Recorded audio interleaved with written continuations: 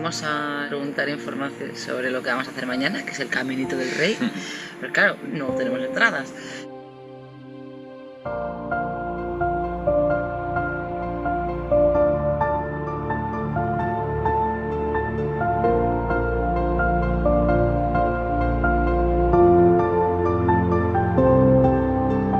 Nos propuso un planazo que es que jamás lo hubiéramos planificado nosotros, vamos. Ya veréis.